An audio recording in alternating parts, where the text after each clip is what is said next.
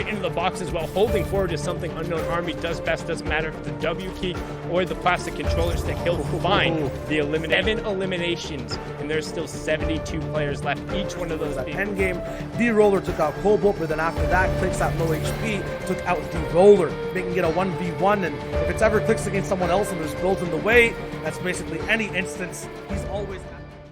Hey, Fortnite Moments fans! Want more V-Buck giveaways? Make sure to use code BEAST in the item shop.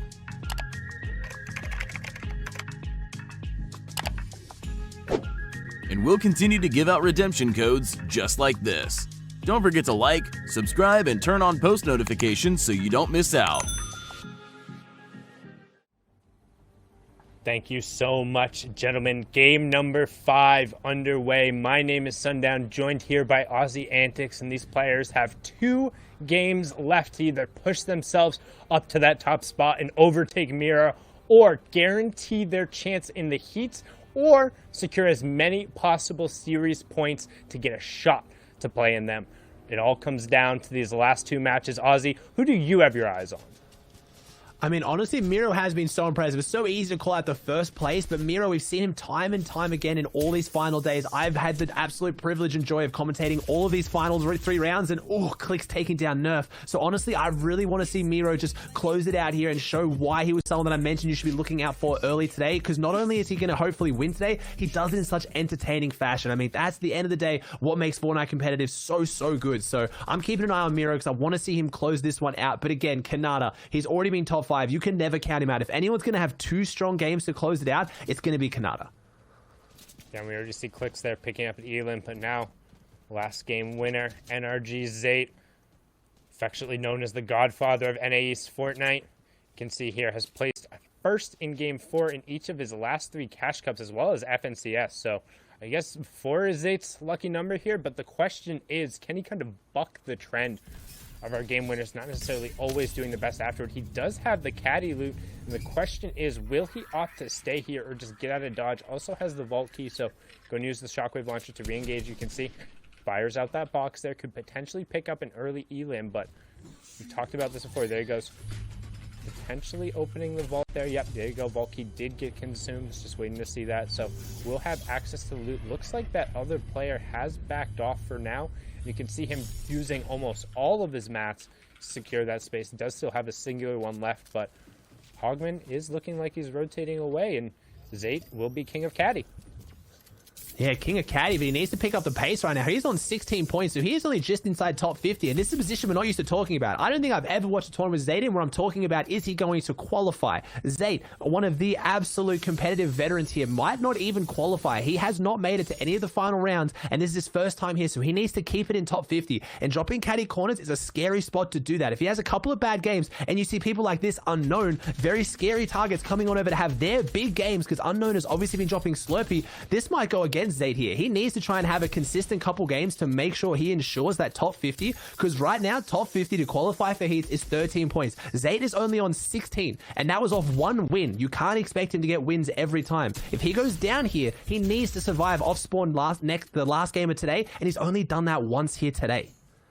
So I will call out Zayt, unfortunately, was unable to make it into one of the games, so playing on a little less opportunity there. You do also have Hogman lurking around the outside, potentially trying to play Vulture towards this fight resolution, but it's the tactical shotgun of Unknown Army against Zayt. Some NRG on energy dealing here, and the question is, who's going to come out supreme? Traditionally, you would give the lead to the tac shotgun in the box-to-box fight, but Zayt does have the mythic charge shotgun of Kit, and additionally has all of those excess shields, so if the tac is able to get any amount of chip damage down, he'll be able to trade it back. Zayt lets Unknown in, and Unknown instead just commits to the spray, and Zayt gets obliterated. Glizzy Unknown taking that one down, and Hogman uses that opportunity to strike right away. Crashpad's coming, and he closes the gap before the loot is being able to get secured. So now Hogman actually has priority on the loot. Let's see if he opts to grab it and just get out of dodge, and whether or not Unknown can close the gap. That looked like what Hogman tried to do, but unfortunately the crash pad placement itself blocked the loot, so Hogman was unable to grab it. He gets forced into the box, and the SMG spray from NRG Glizzy Unknown, aka Unknown Army, able to take that one away. He picks up 4 eliminations and all of the caddy loot for his trouble. If he can transition that into the end game, he has an opportunity to finally make a run at it. Yeah, and if you don't follow the competitive scene in NA or competitive Fortnite in general, there is a bit of history. There's a bit of like story behind Unknown and Zayt. Zayt, obviously, as Sun has touched on, being the godfather of NA. He runs the prac scene essentially. He is the ultimate name at the end of the day in prac, and there has been a bit of beef there. Unknown Army playing incredibly aggressive, even in those stacked practice games, has been kicked out of there, and Unknown taking down Zayt there, that is going to continue the bad blood. Zayt may not qualify for heats now due to Unknown Army's aggressiveness. He has been dropping Slurpee Swamps this whole time, and with 2 games to go, he swaps it up and goes to caddy. That is going to blow up in a big way. If this happens again in game 6, it is going to be a big turn of events, and Zay will not be happy if he doesn't qualify at the hands of Unknown Army. Definitely going to be upset by that. He doesn't want to end up falling, let alone to Unknown. He will never, ever, ever hear the end of it. You know what kind of presence Unknown has across all of the social medias, and you know what kind of presence he has in game when he's able to get himself rolling. But right now, King getting himself rolling by taking down reloads. Well done with a nice little alley-oop, breaking out the builds underneath him, and then following up right away with a well-placed attack shot. King finally exerting a little bit of pressure on the game. Might be a little too late, though. A little too late as Unknown trying to have a big jump up into this one. I believe he hasn't come top 50 in any of the qualifying weeks, so he needs to qualify here off consistency, and this game could be the one to do it. He could just jump up into top 50. Unknown, already 5 eliminations on the board of the 24 people that have gone down here. Oh, sorry, 23, just dropping in there, going towards that caddy corners, and now trying to make a little bit more of it. Needs to be careful, though. This is where these kind of aggressive players can go wrong. He is about to get 1 free point for getting inside top 75, so if he takes this fight and somehow goes down, I mean, with that loadout, I'd have to put my money on Unknown, but you never know. It will be a bit of a misplay. If he could just hold off for just a little bit longer until someone inevitably drops somewhere else in the map and then take this fight, it would be a bit smarter, but Unknown doesn't really need to be smart right now because he is being so aggressive, and he's going to try and close this out, as we know Unknown does. Obviously qualified for World Cup solos as a very, very aggressive player, and here it is, showing it here, pushing forward. Worth mentioning as well with Unknown's insane mechanical prowess, he actually plays both inputs, controller and mouse and keyboard, with this much proficiency. So he knows how to take these fights, and he's going to get in, and there it is, takes down Furious, which is no short ask. Furious, another insanely aggressive, very skilled player, and Unknown takes him down and gets the 2-point swing, top 75 and the 1 elimination. Notice too how he immediately attempts to disengage with the shockwave launcher. Tail tries to come in with a crash pad, but Unknown Army says, "Skeet shooting season, no problem. You're the clay pigeon." Right into the box as well. Holding forward is something Unknown Army does best. Doesn't matter if it's the W key or the plastic controller stick. He'll find the elimination. Zentil regrets playing with his food there. Well done from Unknown Army. 7 eliminations, and there's still 72 players left, each one of those being worth a point, but you can see the format there on the right-hand side highly, highly favors making it into that end game, but so far, Unknown Army is eliminating tons of players. Opportunity to even get there, as now we're going to swing on board with our current leader, Miro, 45 points, has an okay loadout in terms of utility, but his weapons definitely lacking in that regard. Just the common charge shotgun and a rare AR to his name. Does have that extra big pot that'll be able to stumble upon right there to top off his shields, but realistically, he's going to need to find some more weaponry if he's going to want to find impact elims. However, I don't think he needs to do that. I think he can stick to his game plan, continue safe rotating, play for the placement points, because if he gets any amount of points here and doesn't get taken down, it's going to make it that much easier. And take a look at the top left corner, NRG, Glizzy, Unknown, falls. So despite the fact that he has those 7 eliminations early on, plus the 1 placement point, it is only an 8-point game for him out of all of that effort, and Punisher is going to be the one who picks up all of Kit's loot. See, he is going to be able to resolve that one, so now Pigot and Booga just slightly offset from each other, and Booga seems to know he's here. He's lurking, and he doesn't really want to let him exit.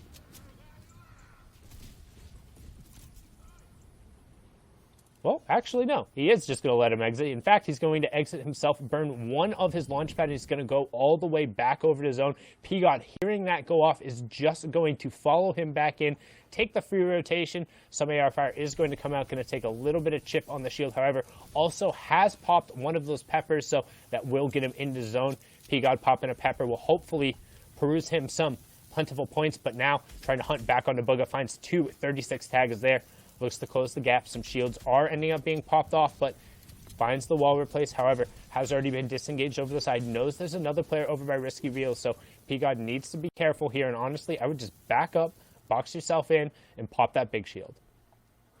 Yeah, and I gotta say it, it's P-God the Peruvian popping the peppers. Got a bit of a tongue twister here, see if he can try and make his way in onto Booger here, who's had a reasonable start to the day here, but not that insane dominant performance that we saw out of him out of day 2, where we had that glorious Booger versus Stretch finale, where Stretch did unfortunately come out on top on Booger, but Stretch isn't here, so Booger gets to write his own story here today, as DGen looking really good. Another player that's been very, very consistent on that 11-point mark, in a good position here up near this zone, nice and high, which is going to make those crash pads or that launch pad rotate that much easier if he has to make it, with 2 in the back pocket too, just about to slide inside top 60, which won't be a placement format. He'll have to get into that top 50 to get one more extra point, as he's going to expand out a little bit in his hard mass and just make sure that he keeps this base nice and secure and no one tries to go too aggressive for it. And I wouldn't necessarily be burning more builds yet. You can see he does have a relatively close rotation, has 6 crash pads as well as the launch pad, so should have the ability to just launch himself in and get a quick catch. He can choose to rotate a little bit late because he is on the slow side of the zone, meaning that in order to move to the safe zone, the zone actually has less distance to travel. So people who are in that southwest corner, the zone is going to be a lot faster as opposed to the people who are right next to that safe zone there. We do see XSET Shark, aka Rogue Shark, player recently who joined XSET Gaming, organization that just started up, some professional athletes over there. Fortnite player and Atlanta Falcon player Kurt Ben Kurt also over in that regard, but unfortunately Shark going to go down there. DGen again finding a great angle to be able to take him down, chaining the assault rifle shots and ending it, and that's the problem if you rotate too early and you're not really going to cover yourself. Everyone else who's already established themselves in zone is looking for you to come in. The players who aren't going to be afraid to burn utility or rotate a little bit later, aka DGen, is just going to be waiting for you to expose your back. Now DGen's going to try and make the same run, and you can see immediately what happens. Some shots coming from zone, and he needs to be careful. He has utility here. I'd be really shocked if he opts to, yeah, boom, right away, going to use a crash pad, just quick little hop, skip, and a jump into the zone, and now we're on board here with Twitch Beast AFK. 150 above the Storm Surge, and he gets that. He had that wall that whole time. I'm interested to see why he was so clear about making it known that he was there when he had that wall, was setting up that ambush. Maybe that player just sitting on a stair or a cone waiting, but then when that extra fire came out, that was enough for Beast to come out and get that free elimination. As you see D-Roller above his head, someone that I want to see perform well here today. I love cheering on those guys who prove people wrong, that they weren't one-off tournament wonders, as Beast AFK now here on the low ground, getting aggressed on, as this player might want that extra little bit of loot. It's quite a common strategy to push up here, go aggressive and try and push someone off the loot they've just acquired, but never mind. Fatch going down. Beast gets the double elimination and the double loot now. Fatch getting a little bit greedy, and Beast AFK not going anywhere. He's backing himself to win those fights and hold on to the loot that he needs. Fatch, the Canadian World Cup qualifier, going down there, trying to be a little bit of a loot goblin, but the rare tactical shotgun, again, we've talked about just how strong it is in those close quarter combat situations, being able to get the cone in the box, force him out. We do have Timbers Cody over here against Built by Gamers Bucky.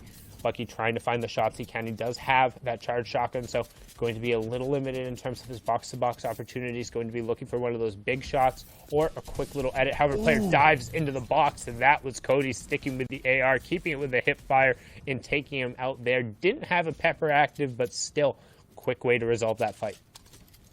And we see D-Roller coming out on top. Beast AFK taking down 2, but 3 was too many. So that means D-Roller has a nice little loot pile in there as well. And Cody, someone that we've seen performing very, very well for a while there, was going caddy corners, was trying to pick up that caddy launcher and performing dominant with it. Has obviously given that up here today. I'm guessing, as we have not seen it in his hand, in his back pocket just yet, putting a nice little base out with all those extra mats that he just gained, as Bank is near him and Kanata is in a fight with Nosh. Now, this breaks out into a full-blown box fight. This is 2 Titans in the box fight meta, 2 of the best players toe-to-toe in these situations. They both have incredibly good edits, building, and aim, all needed here, as Nosh, proving that he has good aim, picks up the elimination on the big shark, and that's a 2-point swing, the elimination and the top 50 placement.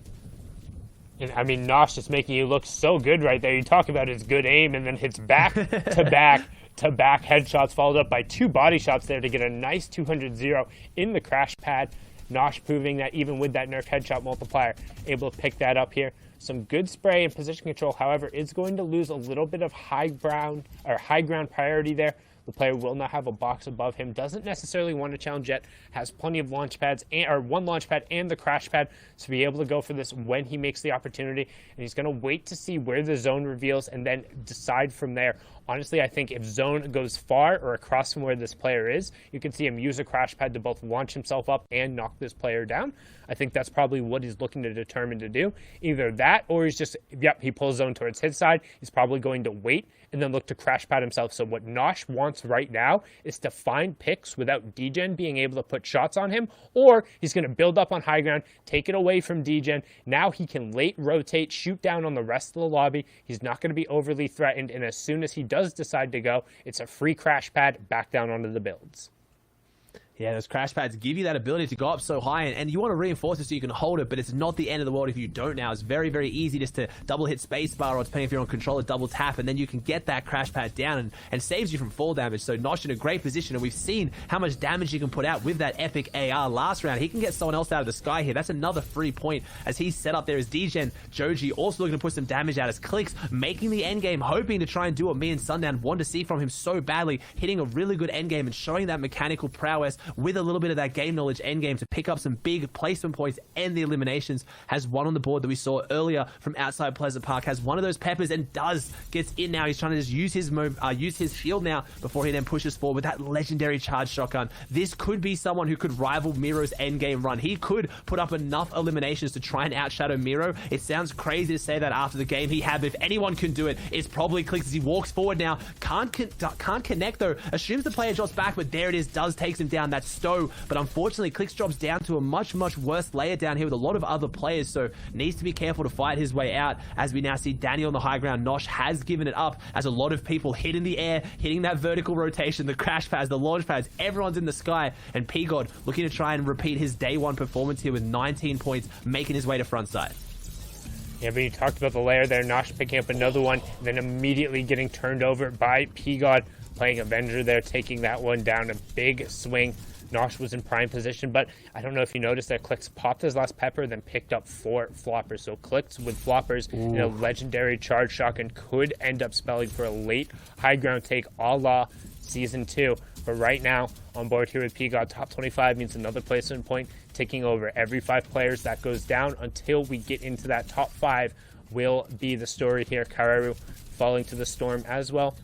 P-God doing a good job looking for picks, able to find a couple of tags. Can he follow up? He does. Well done by P-God, taking out Rokane, one of the other 4 times qualifiers. Top 20, more points going down as Clix picks up another Elim, trying to say, Sundown, what are you talking about? I make endgame totally fine here.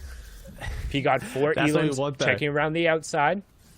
We want to see these players do well. That's why we know what potential they have, and I want to see Clix put on a show here at the end game. Someone else, D-Roll, like I said, that I want to see perform here today, prove that he wasn't a one tournament wonder, as he's already got 2 eliminations on the board, pushing forward with his blue tack, has 3 chug splashes to kind of out heal a little bit if he does take some storm damage, gets 1 there to put him up to 100 as Booger goes down here in the top 15. I think his best place in format today, or one of the best so far, as we inch in towards that top 10 as Who Fishy goes down. We see Joji still in his lobby, D-Roll on the low ground, Cody, Clix is nearby, and Clix might be running out of shield. No, he's got shield to pop. He just needs to get it off. He's upgraded, so he actually dropped the legendary charge for the legendary tack shotgun, so Clix might get that quick fire rate out to get those quick eliminations here before this one closes out.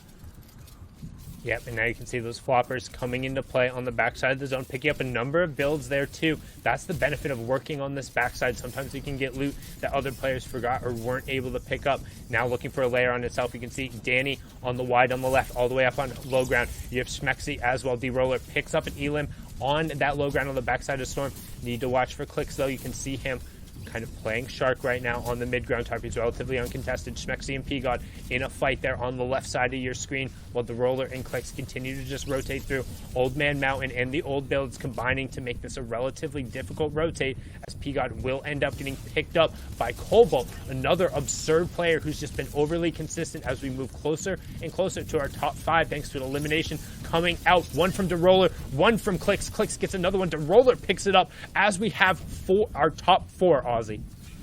And I don't think any of these players are currently in the top 10, so this could shake up the leaderboard massively. This is going to see a lot of people jump up as Clix trying to jump up here and has to be pushed back down. Has 17 builds left, 4 eliminations. He's making his way through. Needs to start worrying about that health, as this could very easily go to a heal off. This zone is about to close out as Clix drops down. This is his moment. Can he put the tac shotgun to use? Was it better to run the charge shotgun? No, tac coming out on top. A 1v1 takes down D-Roller. High ground versus low ground. We've seen it so many times. Danny has the massive health advantage. If Clix just stays down here, if he doesn't make a move, he's not going to win. But no, he jumps down. He gives him the chance. All Danny had to do was stay back. He had the health advantage. He could not have known that though. And Clix picks up the 6th elimination win, showing what me and Sundown were talking about. He has the ability if he just makes it to endgame. All right, now you can emote. Now you can emote. That's fine. Don't emote after those early game elims, but take the emote at the end. Clix clutching it up. Brilliantly done to close that one out. Look at the architecture. Look at the dinosaur. Zeke, Monster, Shio, take it away and let us know how that game went. My goodness, Clix. I'm a little shaken there because Danny had all the cards. He had HP, he had shield. Clix is on 70 HP. He literally just had to walk back in a storm. Now, granted, in Danny's mind, he's probably thinking, what if this guy has floppers? What if he has heals? Probably why he took the fight. Clix, though, proven, hey, you want to take the fight? I'll win. Yeah, I mean, this game was a tourney shifter, and we can see it in the standings 100%. Like, these guys are absolutely just playing so different game to game. And that's where we're seeing different names come up all the way to the top. That being said, the person in first stays the same. It's Miro Monster, and he is still holding the fort down.